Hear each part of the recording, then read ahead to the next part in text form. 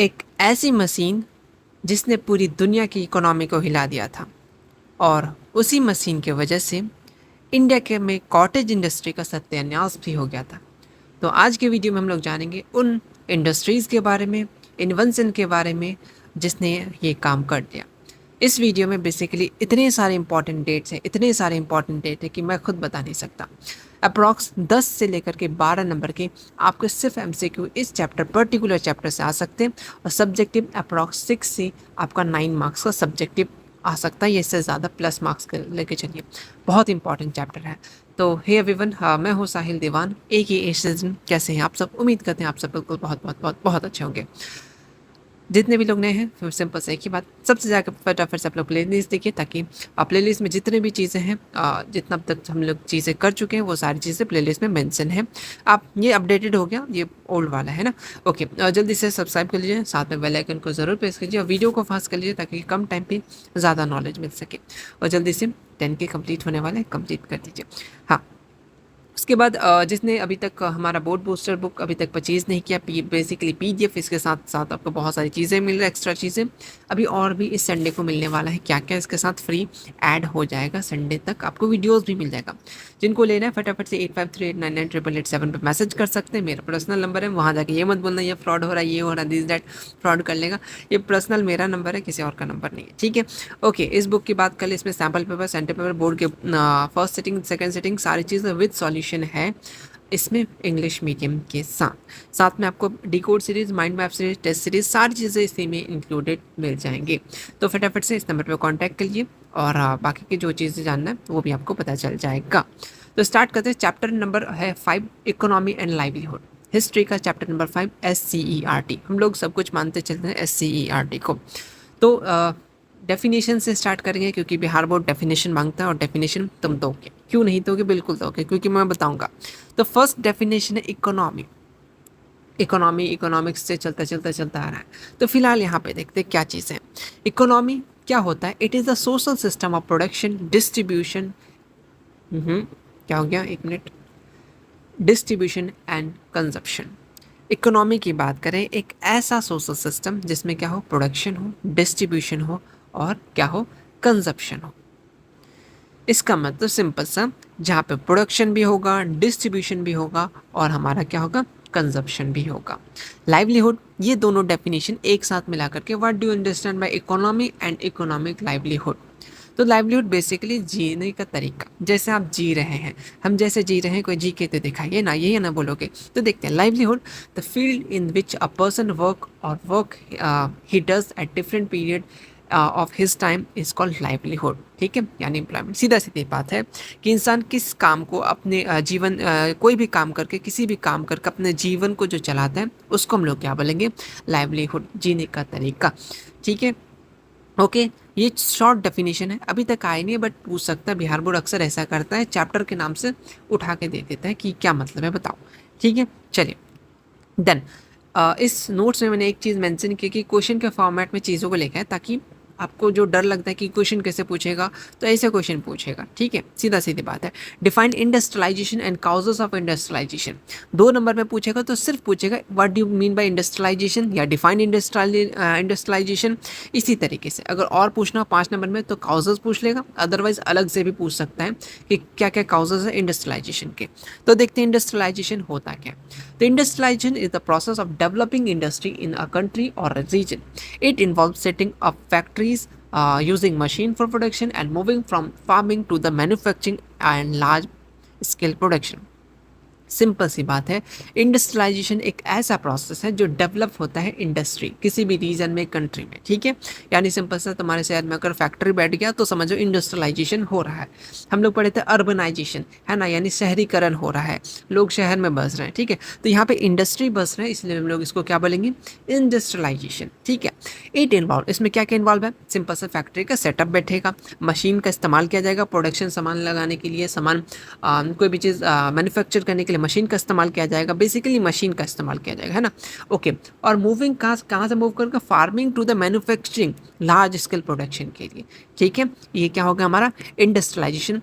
बहुत बार repeated question है कि डिफाइन इंडस्ट्रियलाइजेशन फर्स्ट सिटिंग में नहीं मिलेगा तो सेकंड सिटिंग में मिलेगा, इतना गारंटी है। ठीक है, अब आ जाओ, क्या काउजेस है इंडस्ट्रियलाइजेशन, आखिर क्यों है इंडस्ट्रियलाइजेशन, क्या ज़रूरी है? तो नीड इन मदर इन्वेंशन, मतलब कि आवश्यकता है, सिंपल सन, वो सुपर 30 का लाइन है ना, आवश्यकता ही आविष्कार का जननी होती है। फॉर एग्जाम्पल ऐसे समझो कि जैसे हमारा चैनल है ना, क्या ज़रूरत था चैनल बनने का? पैसा तो हमें अभी भी नहीं मिल रहा है, तो क्या ज़रूरी हुआ? ज़रूरी ये था कि आप लोगों को प्रॉब्लम हो रहा था, जहाँ प्रॉब्लम वहाँ हम लोग सॉल्यूशन खोजते हैं, तो वही चीज़ है। ठीक, इंडस्ट्रियलाइजेशन क्यों हुआ? क्योंकि बनने में, सामान बनने में टाइम लगता था, ठीक है, या लार्ज क्वांटिटी में नहीं बन पा रहा था, ठीक है, हमारे पास उतना टेक्नोलॉजी नहीं था, तो इसीलिए हुआ। ठीक है, तो पहला समझ में आएगा, need in mother invention. Okay, then investment of latest new machine, simple सा न्यू मशीन लगेगा तो न्यू और भी चीज़ें प्रोडक्शन हो पाएगा कम टाइम में, और हमारे पास कोल और आयरन का तो कमी नहीं था, तो उसका भी यूज़ कर सके, है ना।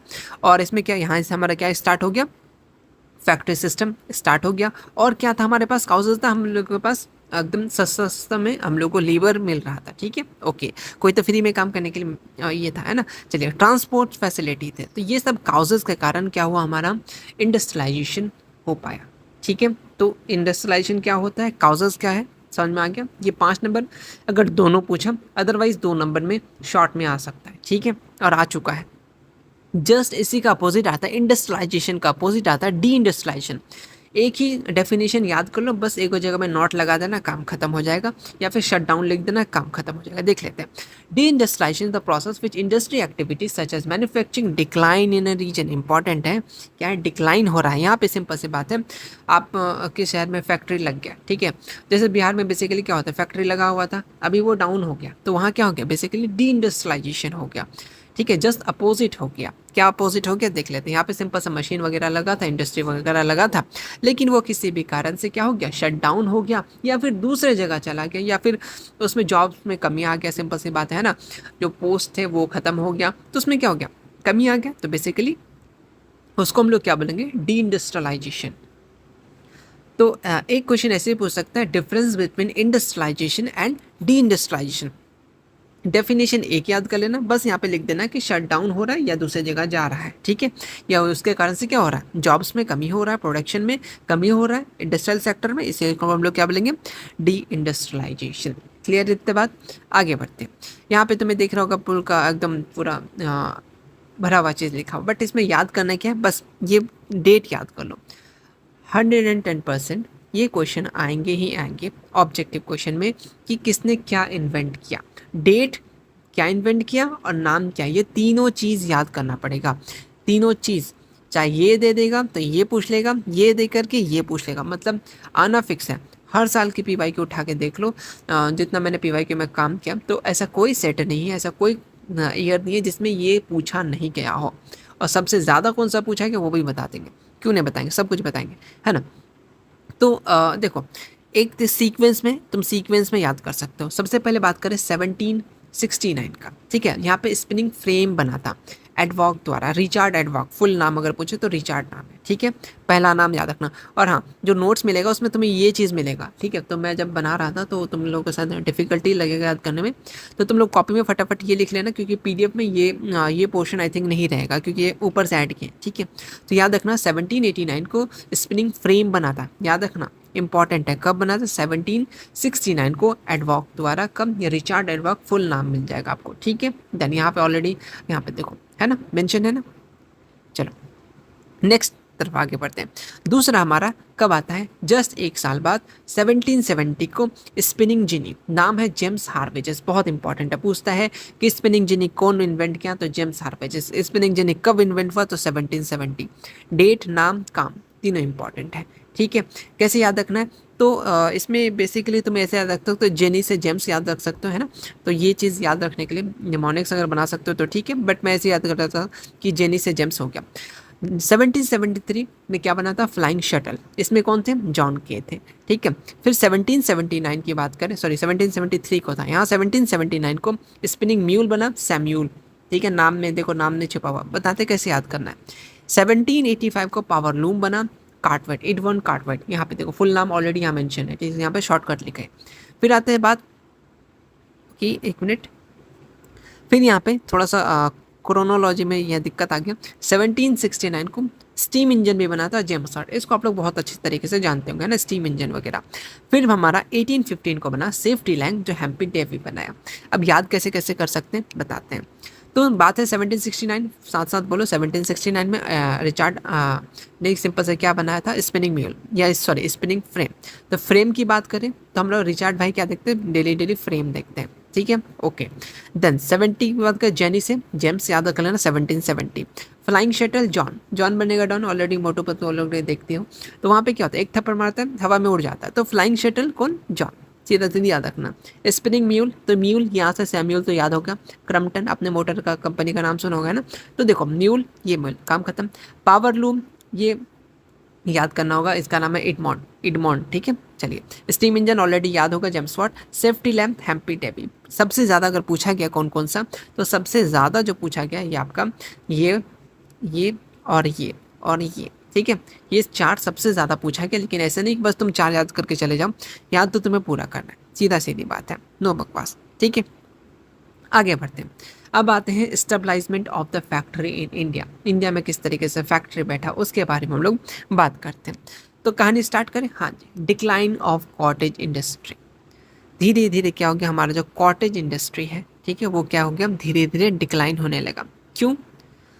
क्योंकि सिंपल सी बात है, मशीन आ गए, सस्ते में कपड़े बनने लगे, है ना, तो लोग ज़्यादा उधर जाने लगे कि सस्ता में चिल मिलेगा। अगर तुमको अभी सस्ते में कोई चीज़ मिलेगा तुम लोग फटाफट जाएंगे, हम भी जाएंगे, सीधा सीधी बात है। तो वहाँ भी यही चीज़ हुआ।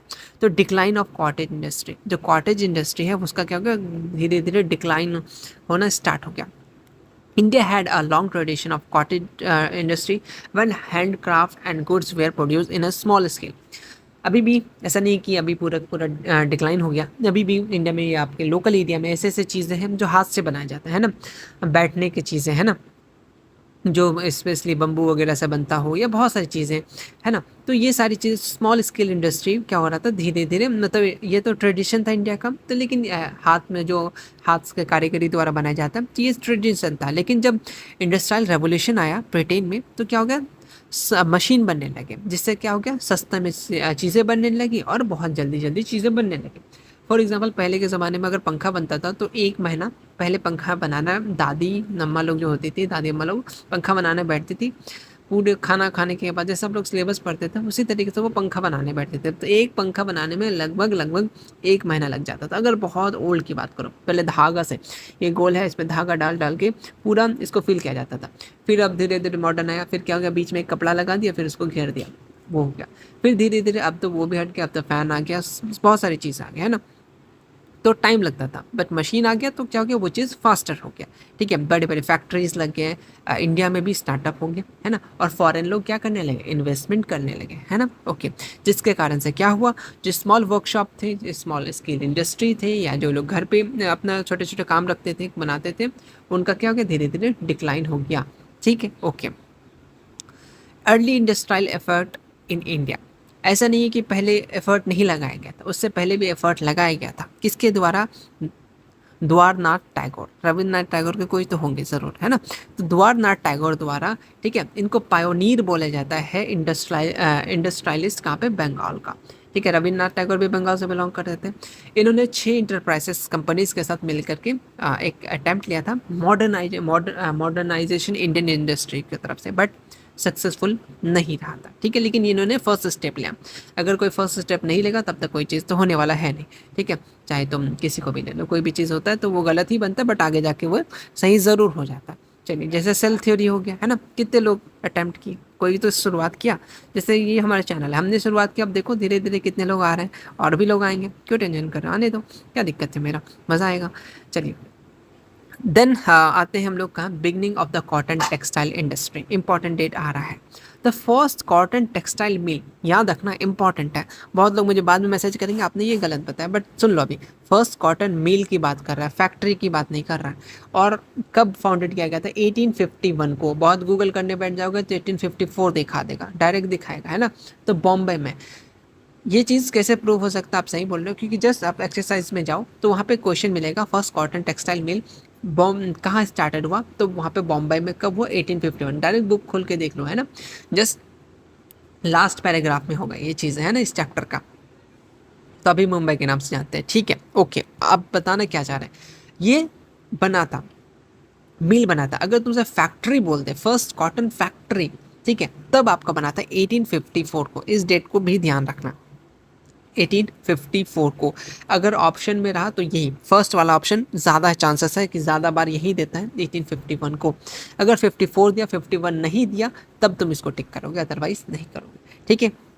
ये जो अच्छा, कभी कभी ऐसा हो जाता है, बिहार बोर्ड क्या कर देता है कि किसने बनाया है ना, तो उस पैराग्राफ में ऐसा कोई मेंशन चीज़ें नहीं है किसने बनाया, बट सेकंड पेज के पैराग्राफ में जाओगे तो वहाँ पे मेंशन किया गया कि केशव जी नाना भाई देवर, ये दावर ने, इन्होंने क्या बनाया, ये मैन्युफैक्चरिंग कॉटन फैक्ट्रीज बनाए, ठीक है। याद रखना कब, ये 1854 को। ये एक पारसी बिजनेसमैन, तो ये भी याद करना वो क्या क्या थे, पारसी थे। इस बात को याद रखना और नाम भी ज़रूर याद रखना। देन आते हैं थोड़ा सा आगे, और कुछ कुछ कम्युनिस्ट जैसे कम्युनिटीज़ आए, पारसी गुजराती सब आए, मिलके कंट्रीब्यूट किए क्या, डेवलपमेंट ऑफ इंडस्ट्रीज में। नेक्स्ट पॉइंट है growth of cotton textile industry, किस तरीके से ग्रोथ हुआ उसके बारे में हम लोग धीरे धीरे देखते हैं। बात है 1854 से लेकर 1880 तक धीरे धीरे टेक्सटाइल सेटअप स्टार्ट होते गया। लगभग 30 टेक्सटाइल मिल सेटअप हो गया बॉम्बे में ही, ठीक है, ओके। और ऑनर्ड बाय कौन था, पारसीज, ठीक है, ओके। फिर एक स्वेज कनाल भी स्टार्ट हुआ कब, आपका 1869 में। और यहाँ से क्या हो गया, ट्रेड जो हमारा क्या हो गया, बेसिकली इंक्रीज हो गया। तो ये स्वेज कनाल कब आया था, याद रखना 1869 को आया था, ठीक है। चलिए, यहाँ जिससे क्या हो गया, ट्रेड ईजिली हो गया। इसमें क्या हो रहा था, बेसिकली जो transport of raw material to England become faster. जो ट्रांसपोर्ट था रॉ मटेरियल यानी कॉटन का। अच्छा, कमेंट सेक्शन में ये बताओ कि कॉटन के लिए कौन सा सॉइल इंपॉर्टेंट है, कॉटन कल्टीवेशन के लिए, फटाफट से बताओ, ठीक है। तो ट्रांसपोर्टेशन ऑफ रॉ कॉटन, जो कच्चा कॉटन है उसको इंग्लैंड फटाफट से ट्रांसफ़र हो रहा था, ठीक है। जो import of textile machine in India become easier, वहाँ से सामान आना स्टार्ट हो गया था, ठीक है। बिटवीन 1880 से लेकर के 1895 नंबर ऑफ मिल्स और भी इंक्रीज हो गए। जहाँ 30 था फिर 39 में, सीधे 147 तक पहुँच गया था। फिर 1914 तक इंडिया में कितने हो गए, अप्रॉक्स आपके 144 कॉटन टेक्सटाइल मिल हो गया। इस बात का याद रखना। फिर इंडिया कॉटन यार्न जो है वो चाइना को भी एक्सपोर्ट करने लगा, क्योंकि ट्रांसपोर्टेशन ईजी हो गया था इसीलिए, ठीक है। अब आते हैं दूसरी चीज़ें, क्या क्या इसमें से याद करना है बता दीजिए। ये एक याद, ये पॉइंट याद कर लेना। देन 1914 को कितने टोटल कॉटन टेक्सटाइल मिलते हैं, बहुत अगर रियरली पूछना चाहे, हार्ड करके पूछना चाहे तो यही पूछ सकता है, ठीक है। देन जूट इंडस्ट्री की बात करें तो फर्स्ट जूट मिल कहाँ पे स्टेबलाइज हुआ था, तो याद रखना कलकत्ता में, ठीक है ऋषा, ठीक। कब, डेट इंपॉर्टेंट है 1854, बहुत ज़्यादा इंपॉर्टेंट है कि फर्स्ट जूट मिल कहाँ हुआ था। यहाँ पे कौन, मारवाड़ी बिजनेसमैन, आई थिंक इनका नाम भी है, ठीक है।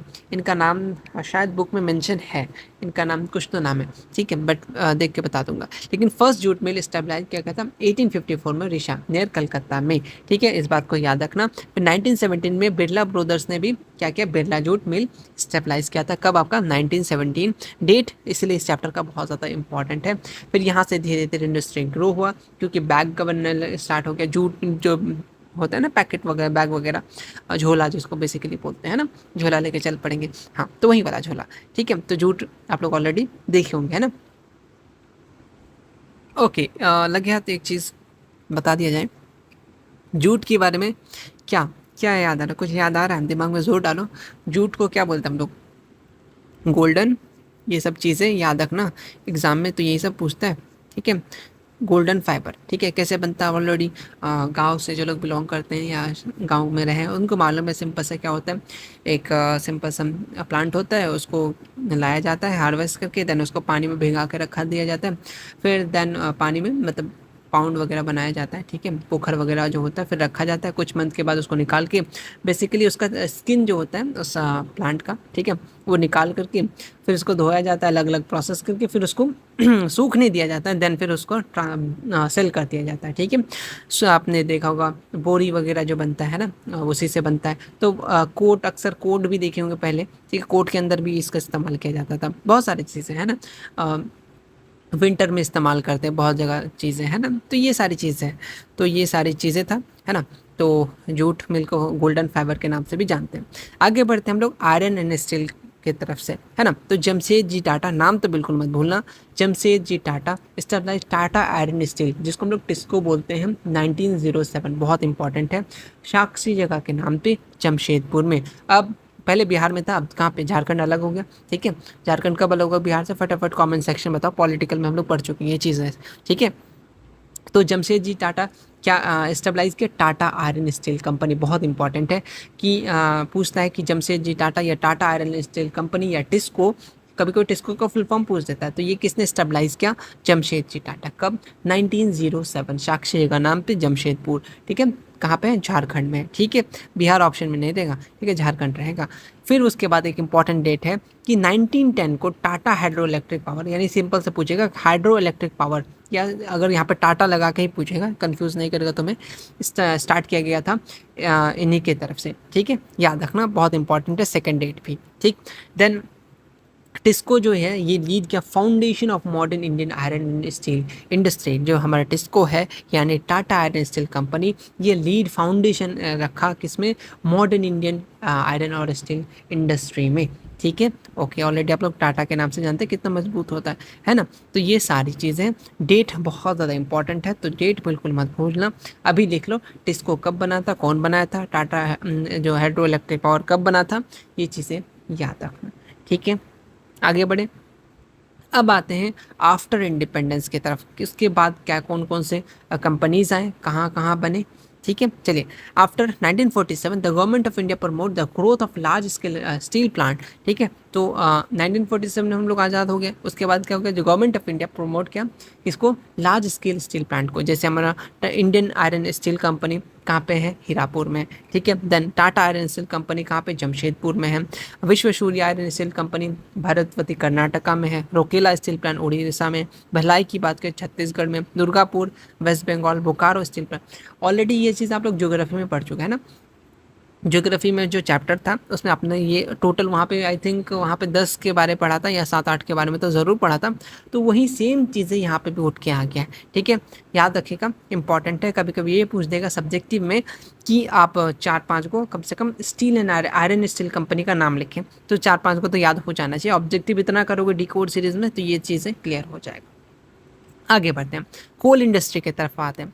तो डेट इंपॉर्टेंट है कि कोल इंडस्ट्री कब स्टार्ट हुआ था, 1914 में, याद रखना, रानीगंज में, ठीक है। रानीगंज वेस्ट बंगाल माइन की बात कर रहा है। तो डेट अगेन इंपॉर्टेंट है, पीवाईक्यू में बहुत बार पूछ चुका है कि कोल इंडस्ट्री इंडिया में कब से स्टार्ट हुआ, तो 1814 से स्टार्ट हुआ, ठीक है। Then growth of this industry linked with the development of railway in 1853। और उसके बाद ये माना जाता है कि जो ग्रोथ ऑफ इंडस्ट्री है वो किसके साथ लिंक है, डेवलपमेंट ऑफ रेलवे, क्योंकि देखो कोल को बेसिकली इंजन का इस्तेमाल करने के लिए किया था ना, तो लगभग आपका 1853 से, ठीक है। फिर धीरे धीरे कोल का जो यूजेस है वो मशीन में इंक्रीज़ हो गया, फिर डिमांड जो है अलग अलग जगह कोल का इंक्रीज़ हो गया, है ना। ओके, फिर यहाँ पे लगभग फिगर दिया गया कि इतना से इतना मतलब तभी बात करें लगभग 1868 को 5 लाख टन था, ठीक है, प्रोडक्शन। फिर धीरे धीरे 1850 में 3.23 करोड़ टन हो गया। तो ये चीज़ें क्या बता रहा है कि चीज़ें कहाँ यूज़ करना है, कैसे यूज़ करना है, लोगों को समझ में आ गया था, ठीक है। Then the main centre of coal industry कहाँ पे, झारखंड में, ठीक है। अब पहले बिहार में था, अब सब कुछ बिहार में बाहर हो गया, बिहार से बाहर हो गया, ठीक है। तो कहाँ पे, झारखंड रीजन में, ठीक है। चलिए, अब आते हैं इंडस्ट्रियल कमीशन 1916, बहुत इंपॉर्टेंट है, बोलेगा कि इंडस्ट्रियल कमीशन कब आया, तो याद रख लेना 1916। बताए थे स्टार्टिंग में कि डेट शीट के लिए ये चैप्टर बहुत ज़्यादा इंपॉर्टेंट है। The British government appoint the industrial commission in 1916, तो कौन रखा था, तो पहले याद रखना ब्रिटिश गवर्नमेंट क्या अपॉइंट किया था, इंडस्ट्रियल कमीशन कब, 1916। इन्होंने बेसिकली ये बोला था, पर्पस क्या था, to study different sector of Indian industry and trade and suggest way for government assessment, government assistance, ठीक है। ओके, देन एक आता है फिर से एक कमीशन बनाता है, ये कमीशन नाम याद रखना, इंडस्ट्रियल कमीशन 1916। देन एक आता है फिसल कमीशन कब आया था, 1921 को। 21 तो तुम भूलोगे नहीं क्योंकि मेरा बर्थडे है ना, चैनल का भी बर्थडे है, तो 1921 के बाद फिसल कमीशन आया था। किसके लिए, ये इसका हेड कौन था, इब्राहिम रहमतुल्लाह, इस बात को याद रख सकते हो। अभी तक नहीं पहुंचा। मैं तुम्हें जेन्युइनली एक सच बात बताऊं, इतना मैंने खुद के टाइम में भी नहीं पढ़ा था, तो हम लोग को क्यों पढ़ा रहे हो? क्योंकि देखो, जैसे मैं अपने टाइम की बात करूँ तो मैं बस एक्सरसाइज के क्वेश्चन किया था, SCRT, ठीक है, SCRT का एक्सरसाइज क्वेश्चन किया था और समरी पढ़ा था, बस समरी पढ़ा था। फिर उसके बाद एक साल बाद जो इन्होंने एग्ज़ाम दिया उनको थोड़ा सा बुक के अंदर से पूछने लगा, फिर एक साल बाद तो धीरे धीरे बिहार बोर्ड बुक के अंदर जाने स्टार्ट कर दिया। तो इस साल question, number of question new आएंगे, ठीक है, सबका दिमाग ख़राब होगा, इसलिए अच्छे से बता रहे हैं कि जैसे करा रहे हैं बस कर लो। ये सारी चीज़ें तुम ये समझ लो कि 10 साल का क्वेश्चन बस रट के चले जाएंगे, तो अगर ये क्वेश्चन दे दिया तुम कहाँ से बना पाओगे? क्योंकि तुमको लगेगा ये तो क्वेश्चन आउट ऑफ सिलेबस है। इसलिए मैं बता रहा हूँ कि जो चीज़ें कराएं इसको बस करते चलो। डिकोड सीट में फिर से सारी चीज़ आएंगे रिवीजन के तौर पे, लेकिन सिलेबस इंपॉर्टेंट है, ठीक है। इब्राहिम रहमतुल्लाह, ये फिशर कमीशन कब बना था? 1921 को, ठीक है। उसके बाद under this several new industries को इंकरेज मिला, जैसे टिन इंडस्ट्री, ये जो कमीशन आया फिर tin industry, paper industry, chemical industry, sugar industry 1924, date important है। क्यों डेट दी है? क्योंकि आपके बुक में डेट है। सीमेंट और ग्लास इंडस्ट्री 1930s में, ये सारी चीज़ें यहाँ पे इनको बढ़ावा मिला, ठीक है, इस कमीशन के तहत 1921 को। देन आगे बढ़ेंगे, इम्पैक्ट ऑफ ग्रेट डिप्रेशन कब आया था? 1929 से लेकर के 33। बैडली इफेक्ट हुआ था इंडियन इंडस्ट्री में, क्यों? कि वर्ल्ड वाइड चल रहा था, वर्ल्ड वाइड इकोनॉमिक डिप्रेशन, है ना, हम डिप्रेशन में, वही वाला बात है। यहाँ पे बेसिकली क्या हो गया था, जो प्राइस था बेसिक मटेरियल का वो बिल्कुल आधा हो गया था, है ना। Export of raw material decrease हो गया था, मतलब जो एक्सपोर्ट हो रहा था रॉ मटेरियल वो भी बिल्कुल कम हो गया था। देन मैनी जो इंडस्ट्रीज़ थे वो बंद पड़ गए थे, लॉसेस झेल रहे थे, ठीक है, और प्रोडक्शन क्या हो गया था उनका? कम हो गया था। तो ये सारे इम्पैक्ट पड़ा था ग्रेट डिप्रेशन, ठीक है, यानी वर्ल्ड वाइड का।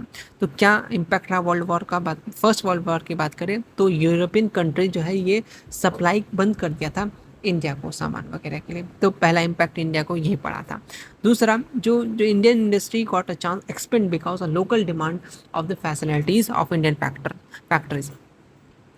अगर यूरोपियन कंट्रीज ने स्टॉप कर लिया तो इसमें एक चीज़ फ़ायदा हुआ कि इंडिया के जो इंडस्ट्रीज़ थे उनको चांस मिल गया कि अब भाई, अब हम लोग अपना सामान तुम लोग को अब तुम लोग का जो डिमांड है, लोकल डिमांड है, उसको फुलफिल करेंगे, ठीक है। तो उनके पास एक चांस मिला, जो चांस बिना डांस कर ले तो मतलब उसका वो कुछ कर लेगा लाइफ में, सीधा सीधी बात है।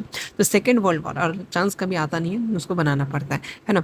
सेकेंड वर्ल्ड वॉर की बात करें 1939 से 45 को, यहाँ पे demand of cotton textile increase हो गया था वर्ल्ड वाइड में, ठीक है। और इंडिया मिल जो है ये सप्लाइड किया cloth military users and export. Second world war में बेसिकली जो कपड़ा वगैरह लगेगा, है ना, ऐसे थोड़ा ना चल जाएगा, बताओ। तो इंडियन मिल जो है वो बेसिकली क्लॉथ मिलिट्री का, ठीक है, पता चला किसी को भी मार दिया, है ना, वो तो ड्रेस तो होना चाहिए प्रॉपर। तो वही सारी चीज़ें, है ना, तो ये सारी चीज़ एक्सपोर्ट होगी, यहाँ से उनका थोड़ा सा क्या हो गया, हेल्प हो गया। तो इंडियन जो यहाँ पे इंडियन इंडस्ट्री है वहाँ पे क्या देखा गया? ग्रोथ देखा गया, ठीक है, ओके। फिर फॉरेन ट्रेड फ्रॉम 1950 से लेकर 1950, तो ये फॉरेन ट्रेड फिर धीरे धीरे क्या स्टार्ट हो गया? फॉरेन ट्रेड स्टार्ट हो गया। तो मेनली जैसे कॉटन हो गया, टी हो गया, ये सारी चीज़ें क्या हो गया? एक्सपोर्ट होने लगा इंडिया से, ठीक है। चलिए, अच्छा एक बात बताना, कॉटन, ठीक है, टी टी प्लांटेशन क्रॉप का एग्जांपल है या नहीं, और कब कहाँ से स्टार्ट हुआ है, ये सारी चीज़ें बता चुके हैं, जियोग्राफी में पढ़ा चुके हैं। अगर नहीं याद है तो नोट्स खोलो, खोज के आंसर दिया करो ताकि याद हो जाए। अगर नहीं भी दिया हो तो कम से कम खोज के एक बार देख लेना, है ना, दे दोगे तो बड़ी अच्छी बात है। आगे बढ़ेंगे, बैंकिंग एंड फाइनेंस की बात करेंगे। वर्ल्ड वॉर के बाद क्या हुआ कि मैनी यूरोपियन कंपनी इन्वेस्ट किया कैपिटल इंडिया, अलग अलग एजेंसीज़ के थ्रू। तो यहाँ से तुम्हें 2-3 चीज़ें याद रखना है। क्या क्या चीज़ें याद रखना है? तो पंजाब नेशनल बैंक ये ओल्डेस्ट बैंक माना जाता है, इंपॉर्टेंट क्वेश्चन है, याद रखना। पंजाब नेशनल बैंक, उड़ता पंजाब क्या होता है? सबसे पहला बैंक है 1895 को। फिर इंडियन बैंक कब आया आपका? 1906 को। Indian bank, sorry, bank of India. Then Indian bank जहाँ मेरा अकाउंट है 1907, मेरा अकाउंट नंबर लिखोगे, पैसा क्यों भेजना तो है नहीं, तुम्हें क्या लोगे करोगे। सेंट्रल बैंक ऑफ इंडिया बोले तो आपका आपका आया कब आया? 1911, ठीक है। देन उसके बाद आते हैं हम लोग बैंक ऑफ मैसूर 1930। चलो लगे हाथ, तुम्हारे दिमाग कितना याद कर पा रहा है चीज़ों को। फटाफट से ये बताओ कि RBI के बारे में पढ़े थे हमने, फटाफट से बनाओ, RBI कब बना था? बिना आंसर देखे, मतलब बिना नोट्स वगैरह ओपन किए। नहीं याद आ रहा तब नोट्स ओपन करो और आंसर ज़रूर देना, ठीक है। चलिए, लेकिन पहला बैंक आपका कौन सा हो गया? Punjab national bank. दूसरा RBI कब बना था? ये दोनों बैंक के बारे में बहुत ज़्यादा पूछता है, ठीक है, तो याद रख लेना। अब आते हैं आउटकम ऑफ इंडस्ट्रियलाइजेशन। क्या आउटकम निकला इंडस्ट्रियलाइजेशन का? तो क्या हो गया? Development of town. फैक्ट्रीज लगा, हाँ भाई वहाँ फैक्ट्री लगा है, चलो काम करने चलते हैं, तो चलो, तो वहाँ क्या होगा? टाउन का बसने लगा, धीरे धीरे टाउन बन गया, है ना। Downfall of cottage industry. जो कॉटेज इंडस्ट्री है, मैन मेड इंडस्ट्री, मतलब हैंडक्राफ्ट इंडस्ट्री है, वो क्या हो गया? डाउनफॉल हो गया, है ना। Okay, development of imperialism. उसके बाद सोशल डिवीज़न होने लगा सोसाइटी में, मतलब कि ये अमीर है तो अपर टाउन में रहे, तो ये अपर बड़े लोग है ना, जो गांव में रहे तो वो छोटे लोग, इस तरीके के क्या हो गया? डिवीज़न हो गया बेसिकली सोसाइटीज़ में, ठीक है। ठीक है, देन आता है इमर्जेंस ऑफ फैक्ट्री लेबर।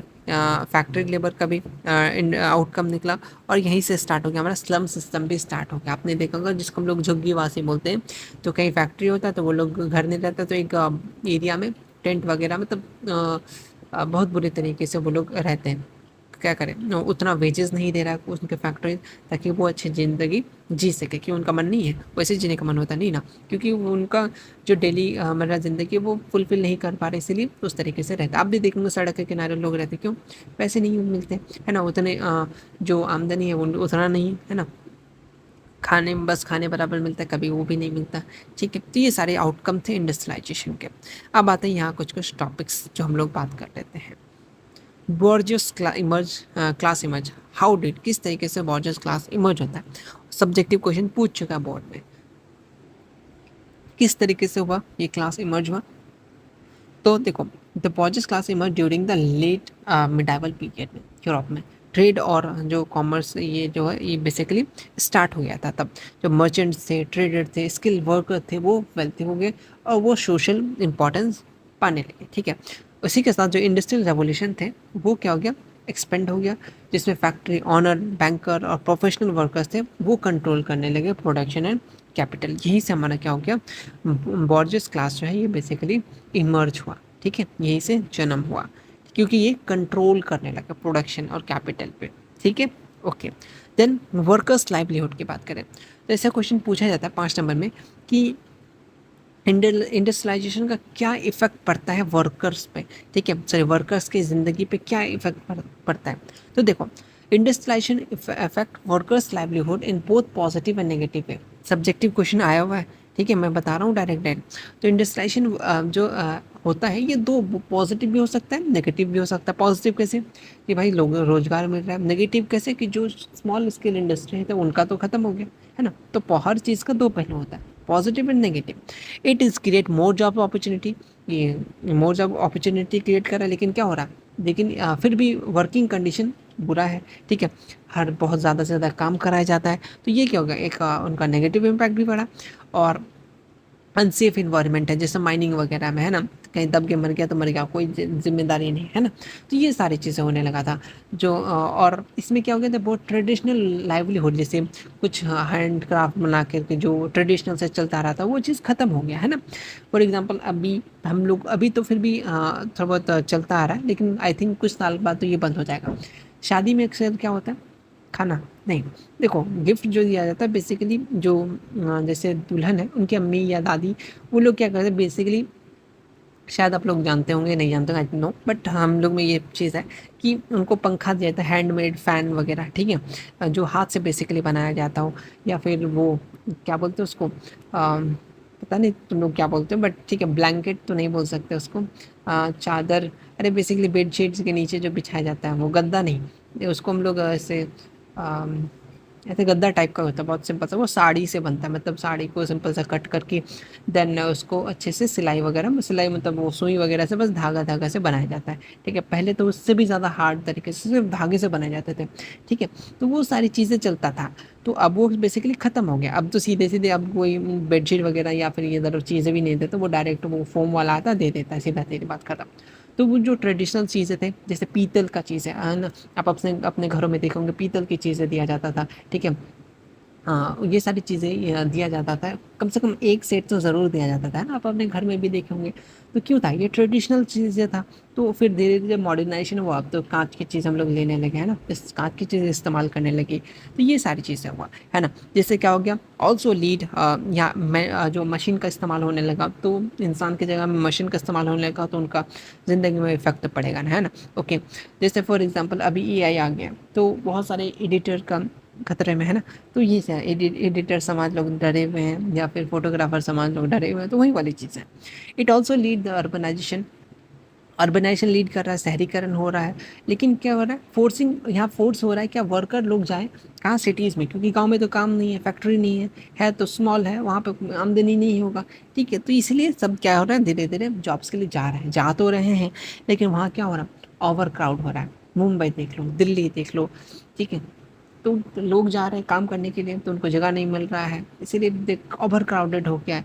तो जिससे क्या, अगर महामारी फैलता है तो सब में फैलेगा। ठीक है, तो ये सारी चीज़ें, अगर रहने का कंडीशन सही नहीं है, तो ये सारी दिक्कतें हैं, ठीक है, उनके लाइफ में। ठीक है, आप ऑलरेडी रोड साइड में जाते होंगे तो ये सारे प्रॉब्लम्स आपने देखे होंगे, है ना। अब आते हैं, इसके लिए कुछ मूवमेंट तो ज़रूर स्टार्ट हो गए, उनके लिए कोई हक के लिए खड़ा तो ज़रूर होगा ना। तो देखो, इंडस्ट्रियलाइजेशन एंड लेबर मूवमेंट, यहाँ से कुछ कुछ मूवमेंट हुए थे, जिसके कारण से थोड़ा सा उनको हक मिला, उनका जो हक था बेसिकली उनको मिलने के लिए। तो क्या पड़ा, इम्पैक्ट ऑफ इंडस्ट्रियलाइजेशन, जो लेबर था वो उनका हार्मफुल रहा। ठीक है, इंडस्ट्रियलाइजेशन किसी के लिए अच्छा रहा, किसी के लिए ख़राब रहा। ठीक है, उनके पास उतना सामान नहीं था या पैसे नहीं मिलते थे। ठीक है, अनएम्प्लॉयमेंट, पुअर वेजेस मिलते थे, बहुत ज़्यादा वर्किंग कंडीशन अनहाइजीनिक था, बहुत लोग एक साथ रहते थे, तो ये सारी दिक्कत है। फिर इसी को कंडीशन को बेटर बनाने के लिए कुछ मूवमेंट स्टार्ट हुआ, जिसको हम लोग बोलते हैं labour movement in England. England से स्टार्ट हुआ कब, इंग्लैंड से स्टार्ट हुआ कब, रिफॉर्म एक्ट आया था 1932, इंपॉर्टेंट है। रिफॉर्म एक्ट कब आया, अभी तक रिफॉर्म एक्ट नहीं पूछा, अभी तक तुमको बस पूछा है कि कार्टिस मूवमेंट कब हुआ है, यही पूछा है। लेकिन जस्ट अपोजिट एक लाइनों पर ये चीज़ें मेंशन है कि रिफॉर्म एक्ट कब आया, कि 1832 में। लेकिन ये बेनिफिट लेबर को नहीं दे पाया। लेकिन ये जो कार्टिस मूवमेंट है 1838, डेट इंपॉर्टेंट है, कहाँ हुआ, लंदन में। ये तीन चीज़ याद रखना कि कहाँ हुआ था कार्टिस मूवमेंट, 1838 में लंदन में हुआ था, ये इंपॉर्टेंट था। यहाँ पे क्या हुआ कि यहाँ पे ये हुआ कि सबको डिमांड ये था कि सबको वोट देने का अधिकार मिले। ठीक है, पहला ये चीज़ हो गया। तो ये 1918 को हम बेसिकली क्या हो गया, जितने भी मेल और फीमेल एडल्ट है, ऐसा नहीं कि बच्चा है तो हम जाके वोट दे दो या हम जाके वोट दे। अब तो मेरा भी 19 हुआ इस साल रिसेंटली, तो हम शायद वोट दे सकते हैं, लेकिन कार्ड ही नहीं बना, क्या ही देंगे, हटाओ। Male and female basically vote जा करके देख सकते हैं, उनके पास राइट मिला। ठीक है, और ये ऑर्गेनाइजेशन बना। फिर धीरे धीरे 1850 की बात करें तो अलग अलग चीज़ें स्टार्ट हो गया, जैसे मिनिमम वेजेस एक्ट इंक्लूड किया गया, मतलब कि कम से कम तुमको इतना तो देना ही है। कोई किसी को भी तुम काम कराओ, ऐसा नहीं कि तुमको उसको 10 घंटा काम करा लो 100 रुपया दे के भेज दो, है ना। कम से कम अगर इतना घंटा काम करा रहा हो तो इतना चीज़ें फिक्स कर दिया गया, है ना, कि इतना तुमको देना ही होगा। Reduce working hour, working hour को कम किया जाए, 6 से 8, 8 से 6 ये जो चलता है, ये सारी चीज़ें। Ban child labour, child labour बच्चे जो जिसको बोल सकते हैं कि बच्चे में ही काम कराने लगता है, 2-3 साल का, 3 साल को ज़्यादा बोल दिए, 5-6 साल का बच्चा को काम कराया जाता है ना। तो ये सारी चीज़ों को बैन करा दिया गया, ये सारी चीज़ें इसके बाद हुआ। और कुछ कुछ सेफ़ वर्कर के लिए जो सेफ़ वर्किंग कंडीशन लगाए गए मिल में, अगर ऐसा हो जाता है तो तुम इसके ज़िम्मेदार होगे, या फिर मुआवजा दोगे, है ना। कैसे कोई अगर डेथ हो जाता है किसी इंडस्ट्री में तो उनको मुआवजा दिया जाता है, हालांकि वो पैसे के बराबर तो नहीं कर सकता, मतलब जान के बराबर तो पैसा नहीं कर सकता, बट स्टिल थोड़ा सा, है ना। आ जाते हैं फैक्ट्री एक्ट, बहुत इंपॉर्टेंट एक्ट है। कब आया था ये, फैक्ट्री कमीशन आया था आपका, कमीशन आया 1875 को, बहुत इंपॉर्टेंट है। अगर कमीशन पूछे तो 1875, और मैं बता रहा हूँ तुम्हें, सच बात बताऊँ, तुमको पूछेगा फैक्ट्री एक्ट, ठीक है, 1881। लेकिन ये पीवाईक्यू में हर बार पूछा है, factory act, factory act, factory act, factory act. लेकिन अगर एग्जामिनेशन में अगर फर्स्ट कमीशन या फर्स्ट कमीशन कब बना फैक्ट्री एक्ट का, तो सबका आधा बच्चा यही कर रट के आ जाएगा कि 1881, क्योंकि फैक्ट्री एक्ट पढ़ा तो फैक्ट्री कमीशन भी तभी बना होगा, है ना। तो फर्स्ट कमीशन बना था इसका आपका 1875, इसलिए बोल रहे हैं कि बस पीवाईक्यू रटने में मत रखो कि क्या चैप्टर है वो भी पढ़ लिया करो। और इसमें एक चीज़ ये हुआ था कि जितने भी 7 साल से कम एजेस हैं उनको बैन कर दिया गया था कि तुम 7 साल से कम एजेस के बच्चे को काम नहीं कराया जाएगा फैक्ट्री में, ठीक है, ओके। और उसमें क्या किया था, जो 7 साल से ज़्यादा है, ठीक है, से 8 साल 9 साल से लेकर के जो बच्चे हैं, ठीक है, उनको क्या कर दिया गया, ये चीज़ें बिलो द एज ऑफ 12, ठीक है, सिंपल से बात है, उनका वर्किंग आवर और फिक्स कर दिया गया कि अगर 12 साल तक के बच्चे तो उनका काम इतना से लेकर के इतना तक फिक्स कर देते हैं। ऐसा नहीं कि तुम उसको दिन भर काम करवा रहे हो, तो वो चीज़ें ना हो, ठीक है। और working hour and wages of women भी फिक्स कराया गया, किसमें, फैक्ट्री एक्ट में। तो फैक्ट्री एक्ट ऑलरेडी 2 नंबर में पूछता है, इस बात को याद रख लेना। फैक्ट्री एक्ट फर्स्ट कमीशन कब बना, 1875 को। फैक्ट्री एक्ट कब पास हुआ, आपका 1881 को। सबसे ज़्यादा यही पूछता है, ठीक है। 7 साल का बच्चा को बैन कर दिया गया, उससे ज़्यादा बच्चा को बैन नहीं किया गया, काम कराने वाला को बैन कर दिया गया, काम नहीं कराएगा, सीधा सीधी बात है। और जो 12 साल तक है उनको सिंपल सा बात है, क्या क्या टाइम फिक्स कर दिया गया है ना, वर्किंग आवर। उसके साथ वर्किंग जो वुमेन थे, वुमेन को भी ये थोड़ा हक मिला कि आप लोग इतना काम कीजिएगा, इतना से इतना देर तक आप लोग का भी वेजेस फिक्स रहेगा। अभी भी बहुत जगह देखा जाता है कि मेन जो मजदूर होते हैं, ठीक है, बेसिकली घर बनाने और कंस्ट्रक्शन के मजदूर होते हैं, तो मेन को ज़्यादा दिया जाता है, वुमेन को कम दिया जाता है ना। तो ये अभी भी चीज़ें चलता आ रहा है ना। तो चलिए नेक्स्ट आगे बढ़ते हैं। मिनिमम वेजेस एक्ट, ये भी बहुत इंपॉर्टेंट है, ये भी आपका ऑब्जेक्टिव सब्जेक्टिव दोनों। कब पास हुआ था इंडिया में, 1984। बहुत इंपॉर्टेंट एक्ट है, बहुत बहुत बहुत बहुत बहुत। इसमें ये चीज़, एक्ट में ये चीज़ मेंशन किया गया है, क्या है भाई मेंशन, इधर से देख लेते हैं। ये एक्ट का ऑब्जेक्टिव ये है कि वर्कर को कम से कम तुमको इतना पैसा देना ही होगा ताकि वो उनके साथ शोषण ना हो। मतलब तुम दिन भर काम करा लिए, तुम 100 रुपया देकर उसको घर भेज दिए, ये चाय पिला के घर भेज दे जाओ, तो ये चीज़ें ना हो, उसके साथ शोषण ना हो, ठीक है। और उसका जो लिविंग स्टैंडर्ड है वो सही हो सके। जब देखो हम लोग क्या पढ़े थे, हेल्थ इंडेक्स पढ़े थे, ह्यूमन डेवलपमेंट इंडेक्स, तो वो क्या देखता है कि कितना जो लिविंग स्टैंडर्ड कैसा है। अगर लिविंग स्टैंडर्ड सही हो जाएगा तो बेसिकली हमारा ह्यूमन डेवलपमेंट इंडेक्स, उसका रिपोर्ट हम लोग ऊपर आ जाएंगे, है ना, ऊपर में रहेंगे, टॉप में रहेंगे। लेकिन हम लोग क्या, अब बिल्कुल बिलो में है, ठीक है। चलिए कितने नंबर में, फटाफट से कमेंट सेक्शन बताओ। Human development index, human development index से जो चीज़ें रिलेटेड याद है फटाफट कमेंट सेक्शन में, चाहे तुम देख के लिखो लेकिन लिखे दो, याद रहेगा। सही बता रहे, बहुत याद रहेगा इस तरीके से। हाँ, इसमें और चीज़ क्या हुआ कि सेट किया मिनिमम वेजेस सेट, इतना से इतना टाइप का, और काम भी सेट कर दिया गया। ऐसा नहीं कि तुम कोई एकदम 50-60 साल के बुजुर्ग को लेकर के तुम बोले कि भैया अब आप ईंटा मतलब जो ईंटा होता है, ब्रिक होता है, इसको उठा के 10 मंजिला लेके जाओ, तो ये चीज़ नहीं ना। तो वो सारी चीज़ें कर दिया गया। इससे क्या हुआ, तुम्हारा क्या होगा, पॉवर्टी जो है ये धीरे धीरे कम होगा, और फियर होगा वर्कर्स को, है ना, कि जो जिनका वर्क है उनके अकॉर्डिंग उसको काम मिल रहा है। तो ये सारी चीज़ें मिनिमम वेजेस एक्ट में था। समझ में आ गया, क्लियर चीज़ है। अब आ जाता है लेबर कंडीशन इन इंडिया की बात करें, क्या कैसा कंडीशन था।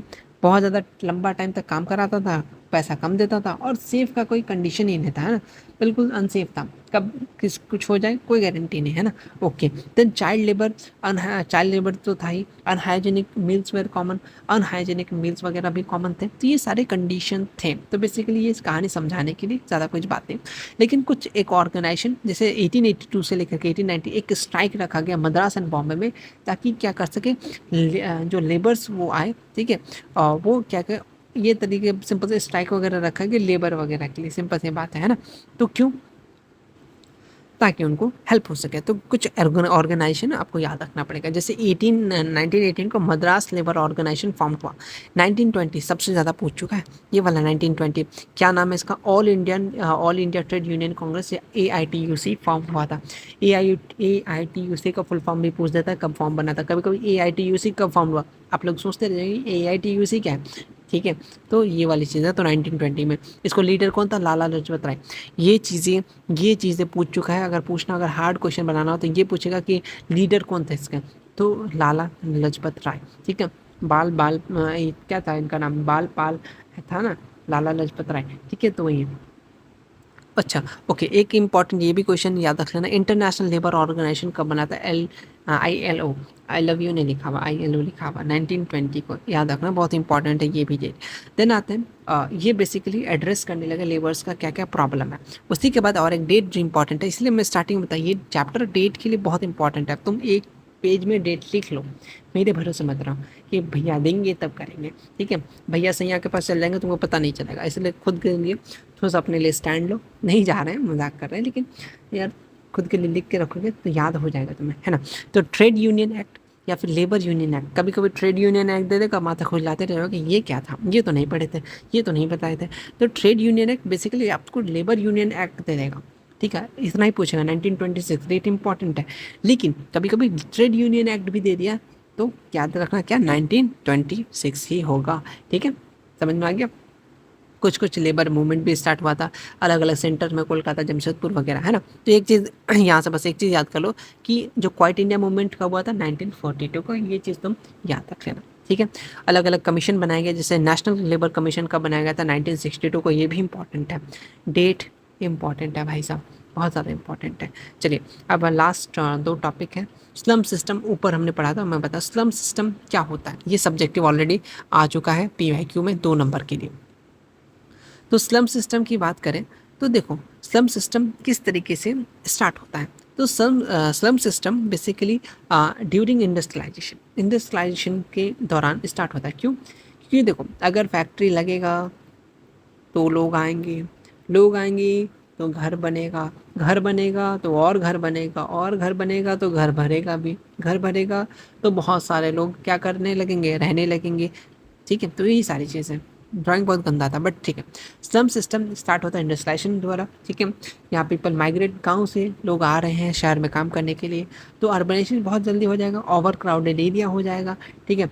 लिविंग कंडीशन ख़राब हो जाएगा, पानी सही से नहीं मिलेगा, हाउस प्रॉपर नहीं बन पाएगा, मतलब जैसे तैसे बस जी रहे हैं वही वाला कंडीशन हो जाएगा। यहाँ से स्टार्ट होता है हमारा क्या, ग्रोथ ऑफ स्लम, ठीक है।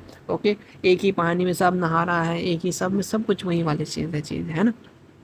चलिए लास्ट, थ्रो लाइट। आपको सिंपल सा लाइट फेंकना, तो एक सिंपल सा लाइट बना लेना, इसे कर देना थ्रो लाइट, वो मत करना। Throw light on the importance and utility of cotton industry. आपको इन इम्पॉर्टेंस पे और यूटिलिटी ऑफ कॉटन इंडस्ट्री पे लाइट, थोड़ा सा रोशनी, थोड़ा सा प्रकाश डालना है ना। तो cotton industry refer small scale, जो कॉटन इंडस्ट्री है वो सिंपल सा हमारा स्मॉल स्केल इंडस्ट्री है, जो होम बेस्ड इंडस्ट्री प्रोडक्शन होता है। ये usually carried out by families या फिर इंडिविजुअल, फैमिली वगैरह भी करते हैं ना। एक फैमिली कुछ जैसे डलिया वगैरह बना, जिसमें सब्जी वगैरह, अब तो प्लास्टिक आ गया, पहले क्या था, वो बांस को काट करके छोटे छोटे स्मूथ पीसेस पे, ठीक है, तो वो उससे क्या करते थे, वो डलिया बनाते थे, अभी भी बनता है ना। तो ये सारी चीज़ें रहता है। एक इम्पॉर्टेंट एम्प्लॉयमेंट प्रोवाइड करता था उनको, लोकल कम्युनिटीज़ को, ठीक है, स्पेशली जो लोग गांव में रहते थे, ठीक है।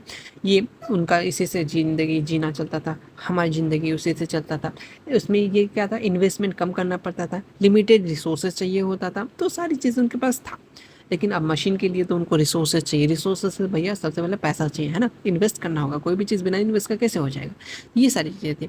तो cotton industry also preserve traditional craft, और कॉटन इंडस्ट्री जो ट्रेडिशनल चीज़ें हैं उसको, या स्किल है उसको जिंदा रखा था, बचा के रखा था लोकल सपोर्ट या इकोनॉमिक्स द्वारा, ठीक है। And reduce dependency on large factory, और ये चीज़ करके रखा था कि हम लोग लार्ज फैक्ट्री पे डिपेंड नहीं होंगे, ठीक है। और additionally it contribute to diversity of goods and the market, और एडिशनली ये कंट्रीब्यूट कर रहा था डाइवर्सिटी। मशीन के कपड़े देखोगे एकदम अलग अलग, बट तुम देखोगे कोई हाथ का बुना हुआ कपड़ा तो सबको वही पसंद करेगा, तो क्यों, ये डाइवर्सिटी ला रहा है ना, यूनिकनेस ला रहा है, ठीक। तो ये सारी चीज़ अभी तुम लोग देखोगे इंस्टाग्राम में ट्रेंड बना होगा, शर्ट के ऊपर में तो कोई डिज़ाइन मार करके अपना किसी को भी दे रहा है, समझ रहा हो ना। तो ये सारी चीज़ें क्यों, तो हैंडक्राफ्ट अभी भी चलता आ रहा है, ठीक है। ये सारी चीज़ें जैसे स्वेटर बुनना, ये सारी चीज़ें हैं जो हैंडक्राफ्ट इम्पोर्टेंस देता है, ठीक। तो ये सारे चैप्टर में था। होप हो ये चैप्टर और सही तरीके से अच्छा लगा होगा, ठीक है। फिर मिलते हैं हम लोग नेक्स्ट वीडियो में। इस चैप्टर के तुम्हें नोट्स तुम्हें मिल जाएंगे, और कल तक, तब तक के लिए इस चैनल को सब्सक्राइब कर लो, कैसा लगा वीडियो कमेंट करो। मिलते हैं नेक्स्ट वीडियो में, तब तक के लिए थैंक यू सो मच, और वीडियो को चैनल को सब्सक्राइब करना। मिलते हैं, थैंक यू।